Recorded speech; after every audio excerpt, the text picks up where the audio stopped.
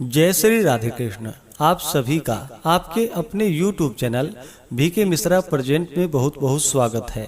आइए आज आप सब जानेंगे आषाढ़ मास कृष्ण पक्ष वर्ष 2024 में प्रदोष का व्रत कब धारण किया जा रहा है। तो जानेंगे व्रत के शुभ मुहूर्त के बारे में। इस दिन प्रदोष काल पूजन का क्या समय होगा, इस दिन क्या करना चाहिए नहीं करना चाहिए। तो आइए जानते हैं इन सबों के बारे में। प्रत्येक माह के कृष्ण पक्ष और शुक्ल पक्ष की त्रयोदशी तिथि के दिन जब भी प्रदोष काल का समय प्राप्त होता है, उस दिन प्रदोष व्रत को धारण किया जाता है। प्रदोष का व्रत भगवान शिव जी को अति प्रिय होता है। जिस दिन भी प्रदोष का व्रत पड़ता है, उस दिन के नाम से उसे जाना जाता है और उस दिन के प्रदोष व्रत का अपना विशेष महत्व माना गया है। प्रदोष के व्रत में विशेष प्रकार से प्रदोष काल के समय में भगवान शिव जी का पूरे विधि विधान के साथ पूजन करना चाहिए। प्रदोष काल का समय सूर्यास्त से 1 घंटे पहले और सूर्यास्त के 1 घंटे बाद तक के बीच का जो समय होता है, वह समय प्रदोष काल का होता है और इस दौरान भगवान शिव जी का जो कि पूरे विधि विधान के साथ पूजन करना चाहिए। प्रदोष व्रत के दिन जो कि दिन रात्रि उपवास रहते हुए व्रत को धारण करना चाहिए। इस दिन अन्न ग्रहण नहीं करनी चाहिए। जो उपवास नहीं रह पाते हैं, जिनका स्वास्थ्य सही ना हो, तो आप एक समय फलाहार ग्रहण करके व्रत को धारण कर सकते हैं। और इस दिन सुबह के वक्त में और विशेष प्रकार से प्रदोष काल शाम के समय में भगवान शिव जी का, माता पार्वती का, साथ में शिव परिवार का पूरे विधि विधान के साथ पूजन करना चाहिए। इस दौरान प्रदोष व्रत का कथा श्रवण करनी चाहिए। शिव चालीसा आदि का पाठ या श्रवण करना चाहिए। भगवान शिव जी के स्तोत्रों का पाठ या श्रवण करना चाहिए।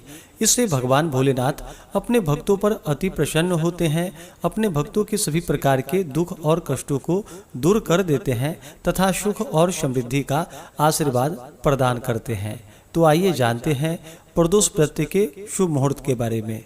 आषाढ़ मास कृष्ण पक्ष की त्रयोदशी तिथि प्रारंभ समय 3 जुलाई 2024 दिन बुधवार सुबह 7:12 और त्रयोदशी तिथि की जो समाप्ति है वह 4 जुलाई 2024 दिन गुरुवार सुबह 5:55 पे इस व्रत को प्रदोष व्यापनी ली जाती है। तो प्रदोष व्यापनी के अनुसार जो हमें समय प्राप्त हो रहा है, वह समय 3 जुलाई 2024 दिन बुधवार को सभी भक्तजन व्रत को धारण करेंगे। जब भी बुधवार के दिन प्रदोष का व्रत होता है, तो इसे बुध प्रदोष व्रत के नाम से जाना जाता है। इस दिन व्रत को धारण करने से अभीष्ट सिद्धि की प्राप्ति होती है, मनुष्य की सभी इच्छाएं पूर्ण होती है। 3 जुलाई को सूर्योदय का जो समय होगा, वह समय सुबह 5:12 और सूर्यास्त शाम 6:52। प्रदोष काल पूजन का समय 3 जुलाई को शाम 5:52 से शाम 7:52 तक होगा। राहु काल का समय दोपहर 12:02 से दोपहर 1:44 तक होगा।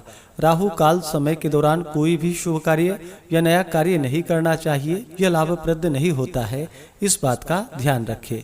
योग जो कि शूल योग होगा सुबह 9 बजे तक, उसके बाद गंड योग होगा। 3 जुलाई को नक्षत्र रोहिणी नक्षत्र अगले दिन सुबह 4:07 तक होगा। उसके बाद मृगशिरा नक्षत्र 3 जुलाई को ब्रह्म मुहूर्त का जो समय होगा, वह समय सुबह 4:06 से सुबह 4:46 तक होगा। इस दिन भगवान शिव जी का जो कि पूरे विधि विधान के साथ पूजन करना चाहिए। इस दिन इनका जल से अभिषेक, पंचामृत से अभिषेक करना चाहिए, शुद्ध गंगा जल से अभिषेक करना चाहिए।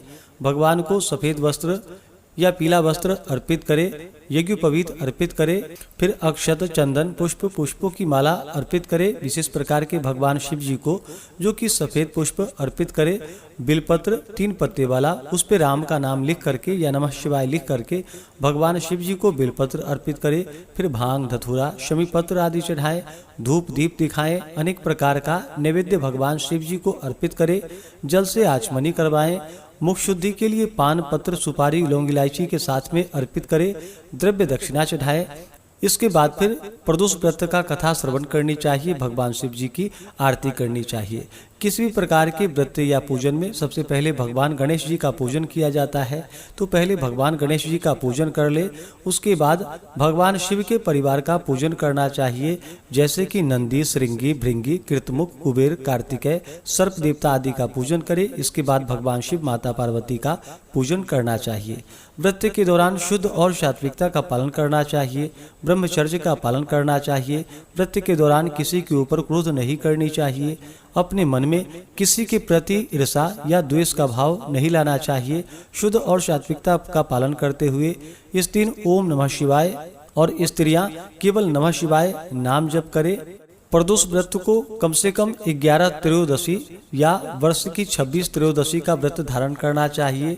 आपकी इच्छा हो तो आप आगे भी व्रत को धारण कर सकते हैं, नहीं तो व्रत का उद्यापन करना चाहिए, तभी जाकर के पुण्य फलों की प्राप्ति हो पाती है। तो आशा करता हूँ कि यह जानकारी आपको अच्छा लगा हो। ऐसे ही ज्ञानवर्धक जानकारियाँ प्राप्त करते रहने के लिए, व्रत पूजा के बारे में जानने के लिए, कथा को सुनने के लिए चैनल पे अगर आप पहली बार आए हैं तो चैनल को लाल बटन दबा करके सब्सक्राइब करें, साथ में बेल आइकन घंटी को दबाएं ताकि आने वाली वीडियो का नोटिफिकेशन आपको समय से मिलता रहे। वीडियो को लाइक करें, शेयर करें। सुखी रहें और स्वस्थ रहें। जय श्री राधे कृष्ण। धन्यवाद।